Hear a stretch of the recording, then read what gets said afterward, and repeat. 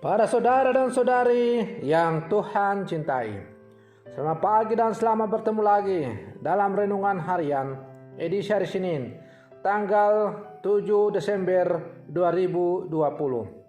Sekarang kita berada dalam masa Advent yang kedua.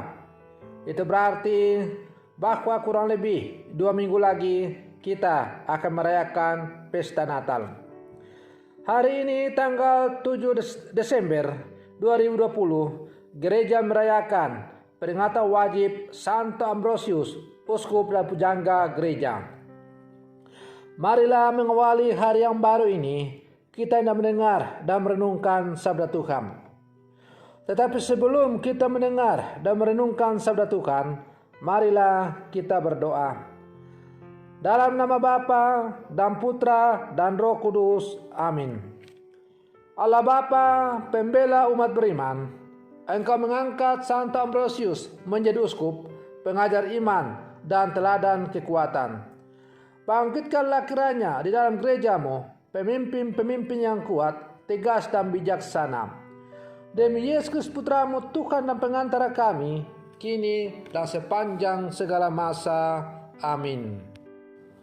Para saudara dan saudari yang Tuhan cintai, sabda Tuhan yang hendak kita dengar dan kita renungkan bersama untuk mengawali hari yang baru ini diambil dari Injil Lukas pasal 5 ayat 17 sampai 26. Tuhan sertamu. Inilah Injil Tuhan kita Yesus Kristus menurut Santo Lukas. Pada suatu hari ketika Yesus sedang mengajar, ada beberapa orang Farisi dan ahli Taurat duduk mendengarkannya. Mereka datang dari semua desa di Galilea dan Yudea dan dari Yerusalem. Kuasa Tuhan menyertai Yesus sehingga ia dapat menyembuhkan orang sakit. Maka datanglah beberapa orang mengusung seorang lumpuh di atas tempat tidur. Mereka berusaha membawa dia masuk dan meletakkannya di hadapan Yesus.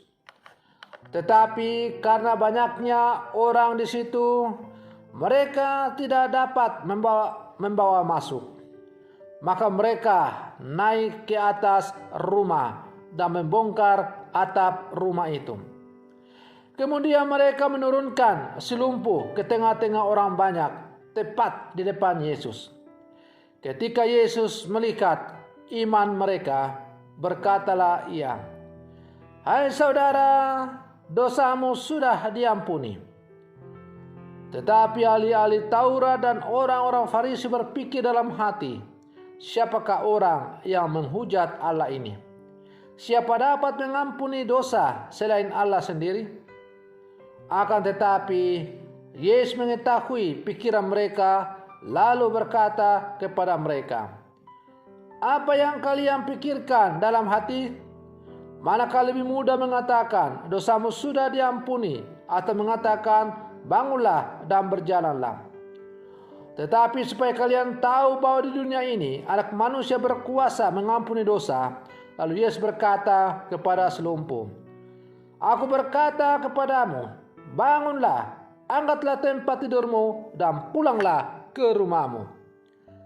Seketika itu juga bangunlah orang itu di depan mereka, lalu mengangkat tempat tidurnya dan pulang ke rumahnya sambil memuliakan Allah. Semua orang takjub lalu memuliakan Allah. Mereka amat takut dan berkata, "Hari ini kita telah menyaksikan hal-hal yang sangat menakjubkan." Demikianlah Injil Tuhan.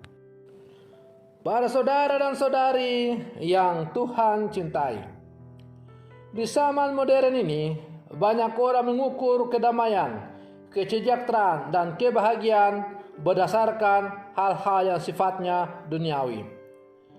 Misalnya, orang yang berbahagia didefinisikan sebagai mereka yang memiliki banyak harta kekayaan, sahabat, dan kesehatan yang prima. Orang tidak peduli bagaimana semua itu diperoleh. Dosa dan kejahatan sungguh tidak menjadi bahan pertimbangan. Karena itu kita sering melihat koruptor yang tidak menyesal sekalipun di penjara.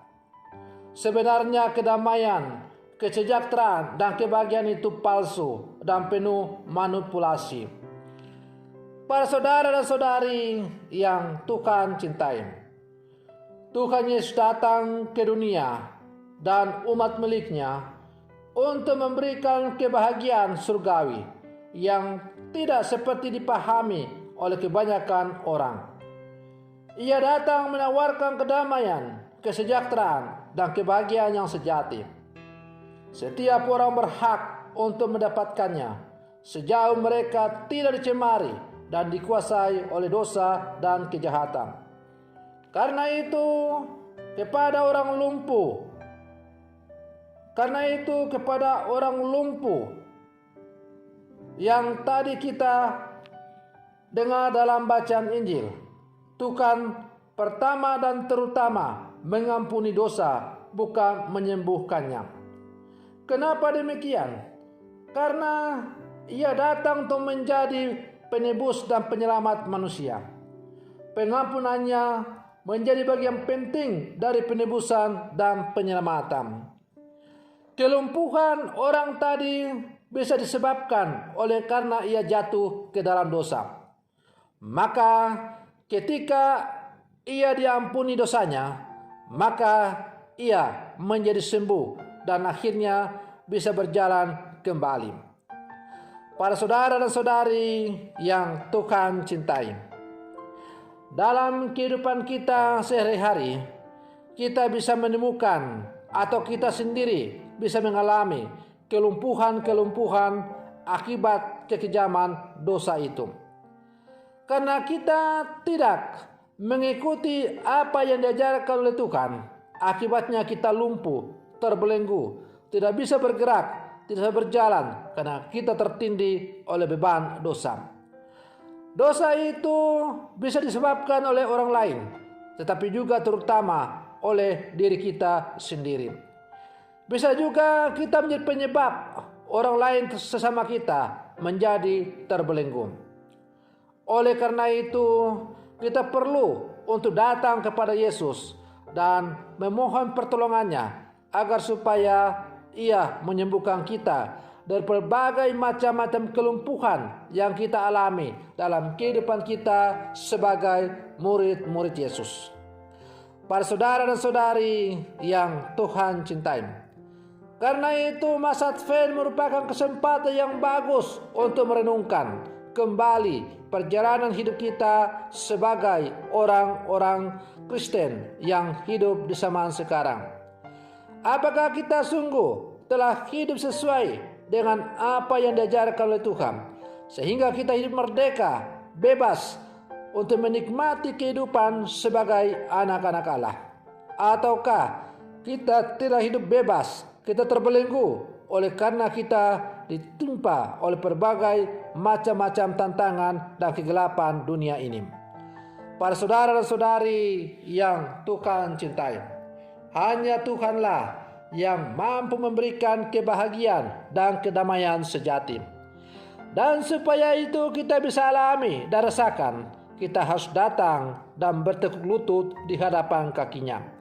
Karena kita adalah manusia-manusia berdosa, tetapi di dalam kedosaan kita itu Allah tetap mencintai kita.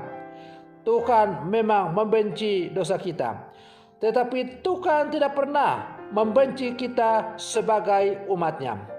Dan karena itu, sebesar apapun dosa kita, seberat apapun dosa kita, sekotor apapun diri kita, kalau kita datang untuk bertemu dengan Yesus dan memohon pengampunan kepadanya, Tuhan pasti dengan segala kebesaran hatinya, dengan segala kebesaran cintanya, pasti akan memberikan pengampunan yang luar biasa. Karena itu, Yesus mengatakan, akan ada sukacita di surga karena satu orang berdosa yang bertobat lebih daripada 99 orang yang tidak perlu memerlukan pertobatan. Para saudara dan saudari yang Tuhan cintai, maka mari kita mengisi masa Advent ini dengan penuh pertobatan, untuk mengubah hidup kita yang semakin jauh daripada Tuhan, untuk semakin dekat dengan Dia. Mudah-mudahan kita semakin didekatkan dengan Tuhan oleh karena pertobatan kita yang terus-menerus. Semoga demikian. Selamat pagi, Tuhan Yesus memberkati.